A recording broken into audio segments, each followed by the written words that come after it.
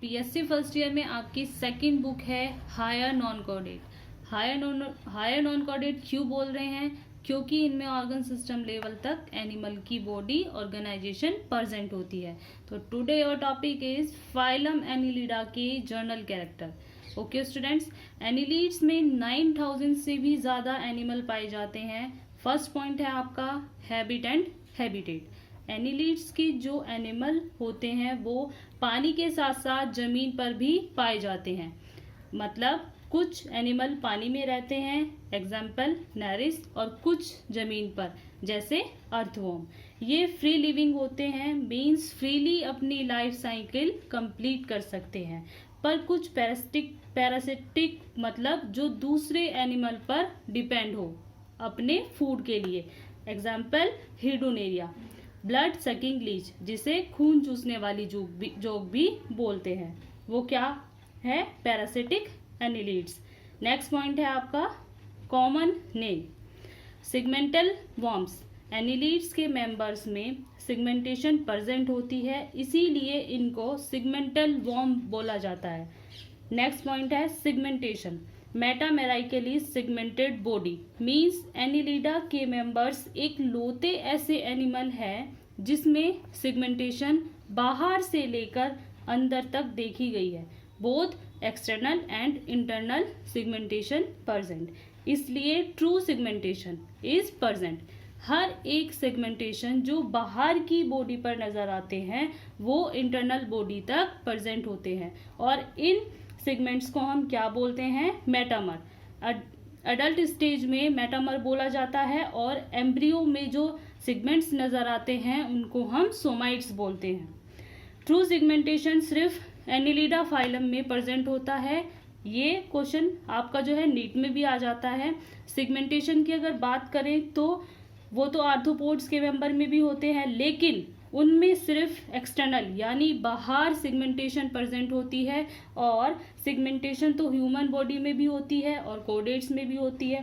पर लेकिन जो सिर्फ इंटरनल सिगमेंटेशन प्रेजेंट होती है, तो ट्रू सिगमेंटेशन कौन से फाइलम में होती है? ओनली एनिलिड्स में। नेक्स्ट पॉइंट है आपका बॉडी सिमेट्री।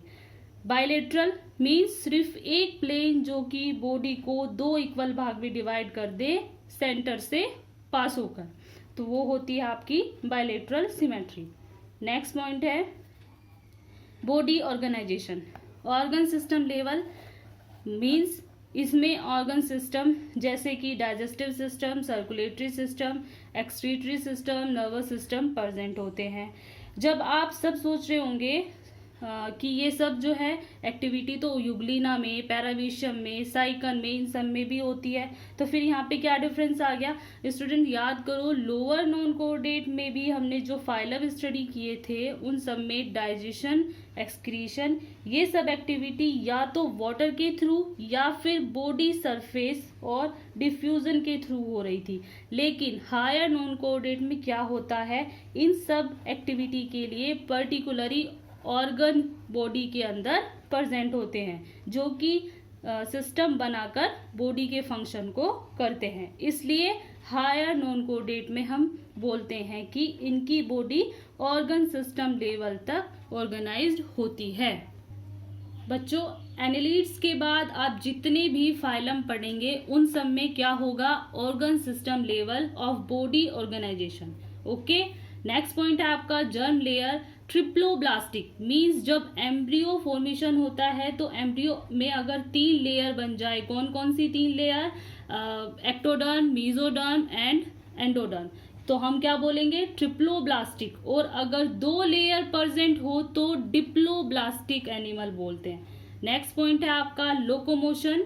एनिलिडा के मेंबर्स की जो बॉडी होती है वो मस्कुलर और इलास्टिक यानी कि लचीली होती है, जो कि हेल्प करती है मोशन में, और इनकी बॉडी में सीटे जो कि पोर्स लाइक स्ट्रक्चर होते हैं, स्किन पर प्रेजेंट होते हैं, हेल्प करते हैं लोकोमोशन में। सीटे अटैचमेंट में भी हेल्प करते हैं मीटिंग के टाइम पर।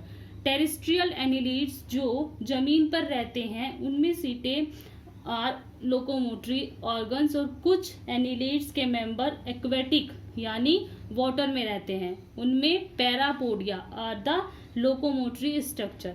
Parapodia sometimes help in respiration and reproduction also. ये क्वेश्चन भी आपका नीट में पूछा गया है कि पैरापोडिया का फंक्शन क्या है, रेस्पिरेशन, लोकोमोशन, रिप्रोडक्शन या फिर ऑल ऑफ दीज. तो आपका आंसर होगा all. Okay students, next point है आपका circulatory system. Students, blood two type से बॉडी में सर्कुलेट होता है. फर्स्ट, जब ब्लड ट्यूब्स, आर्टरीज, वेन या कैपिलरी के थ्रू एक बॉडी से दूसरे पार्ट तक जाता है, वो होता है आपका क्लोज सर्कुलेटरी सिस्टम. सेकंड, कैसे होता है, जब ब्लड पूरी बॉडी में ओपनली सर्कुलेट हो बिना किसी ट्यूब, वेन या आर्टरीज के, तो उसको हम क्या बोलते हैं, ओपन सर्कुलेटरी सिस्टम. जो किस में देखा गया है, इसका एग्जाम्पल क्या है, हिडोनेरिया. ठीक है. नेक्स्ट पॉइंट है आपका स्टूडेंट, नेक्स्ट पॉइंट है आपका digestive system.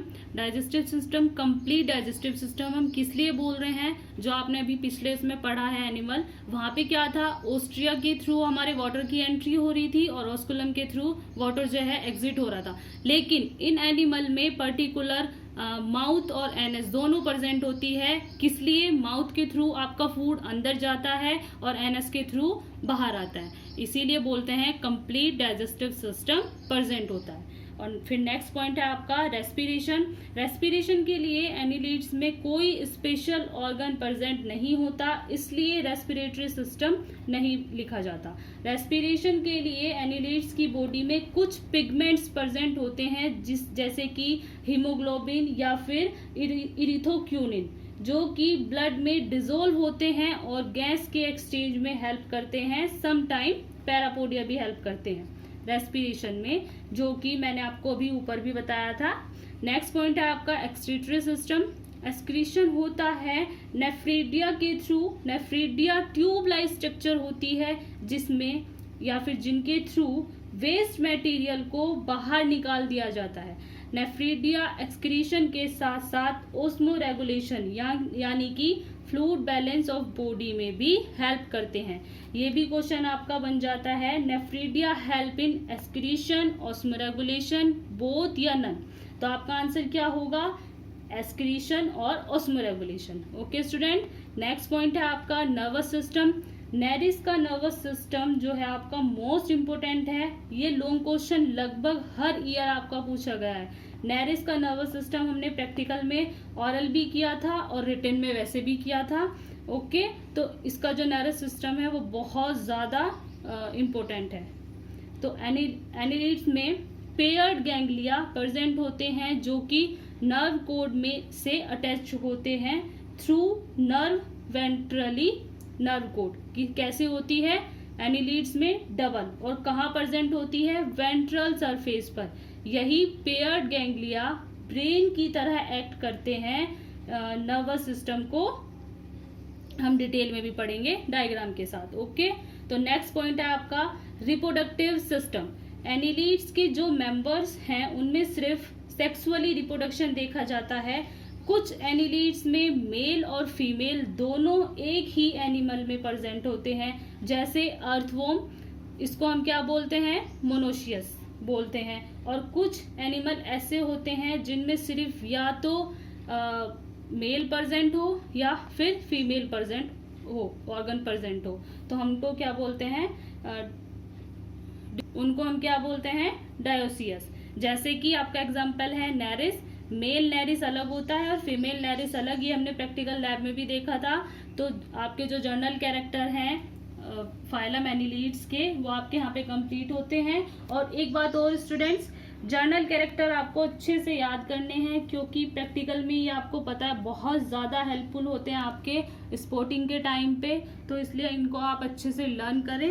Okay student, next point पे हम डायरी स्टार्ट करेंगे आपका. Okay, thank you.